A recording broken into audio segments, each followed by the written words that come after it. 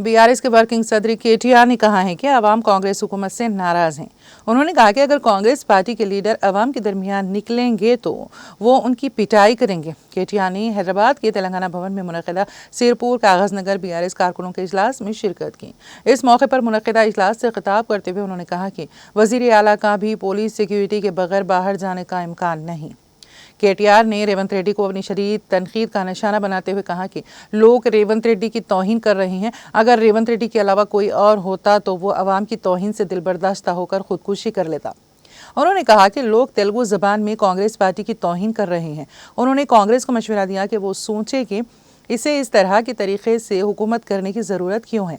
रेवंत रेड्डी ने कहा कि वो अच्छी तरह वाकिफ़ है कि कांग्रेस हुकूमत सिर्फ अल्फाज की हुकूमत है लेकिन अमल की नहीं है। केटीआर ने कहा कि तेलंगाना भर में कांग्रेस पार्टी की शदीद मुखालिफत है। उन्होंने कहा कि वज़ीर आला ने कोडंगल के एक गांव में 140 एकड़ अराजी के लिए 450 पुलिस एहलकारों को भेजा। उन्होंने सवाल किया कि क्या तेलंगाना में गरीबों को नहीं रहना चाहिए। उन्होंने कहा कि केसीआर ने गुज़िश्ता 10 सालों में तेलंगाना के गरीबों के बारे में सोचते हुए कई फलाही और तरक्याती प्रोग्रामों को नाफिज किया है।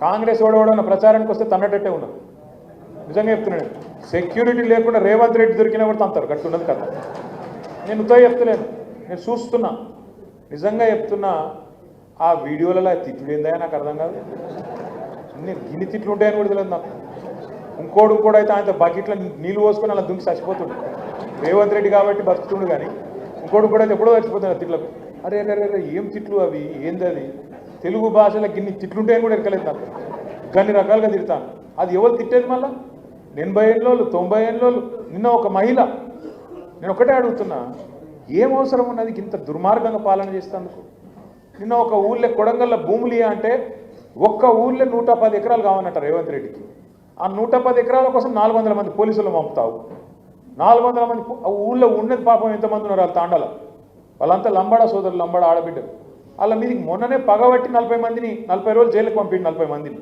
మళ్ళీ సిగ్గు లేకుండా మళ్ళీ అదే ఊరికి 400 మంది పోలీసులను పంపి ఇది పోలీస్ రాజ్యం అన్నట్టు హుకుమత్ చేస్తూ ఉన్నాడు. ఇంకోవైపు నిన్న ఇక్కడ ఒక చెప్పుల దుకాణం కొట్టుకునేటోళ్ళు నాచారంలో ఇంకొక ఆమె ఒక చిన్న పాల దుకాణం పాల డబ్బా దుకాణం కూడా కాదు డబ్బా డబ్బా మీద పడ్డాడు.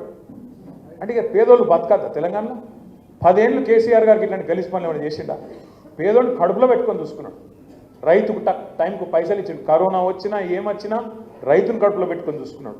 పేదవాడి సంక్షేమం చూసిండు కళ్యాణ లక్ష్మి ఆగకుండా చూసిండు మీకు నెల నెల వచ్చే పెన్షన్ పైసలు ఆగకుండా చూసిండు. ఇంత బాగా చూసుకుంటే ఈయన ఏం చేసిండు రేవంత్ రెడ్డి అంతకంటే ఎక్కువ ఇస్తా అని చెప్పిండు. కేసీఆర్ 2000 ఇస్తుండు నేను 4000 ఇస్తాను. కేసీఆర్ రైతు బంధు 10,000 ఇస్తుండు నేను 15,000 ఇస్తాను. కేసీఆర్ కళ్యాణ లక్ష్మి 1,00,000 ఇస్తుండు మీదికెళ్ళి తులం బంగారం ఇస్తా అని చెప్పిండు. కేసీఆర్ బిడ్డ ఉడేటప్పుడు ఇస్తాడు కళ్యాణ లక్ష్మి నేను నువ్వు లగ్నపత్రిక పెట్టుకోగానే ఇస్తా అన్నాడు. దీన్ని మాటలు చెప్పి ఫ్రీ బస్ అని అల్లమని బెల్లమని రుణమాఫీ అని 420 హామీలు ఇచ్చి ఆఖరికి ఇవాళ అత్యవసర మార్కులతో వచ్చిండు ముఖ్యమంత్రి అయింది. కానీ ఇవాళ ఏమైందో తెలంగాణ ప్రజలకు సంవత్సరం లోపల అందరికీ అర్థమైంది. కాగజ్ నగర్ కావచ్చు అలంపూర్ కావచ్చు ఆదిలాబాద్ కావచ్చు నారాయణఖేడ్ కావచ్చు కోదాడ కావచ్చు భద్రాచలం కావచ్చు నలుమూలల తెలంగాణలో అందరికి ఒక విషయం అర్థమైంది. రేవంత్ రెడ్డి కాంగ్రెస్ ప్రభుత్వం వీళ్ళు మాటల మనుషులే తప్ప చేతల మనుషులు కాదు. అందుకే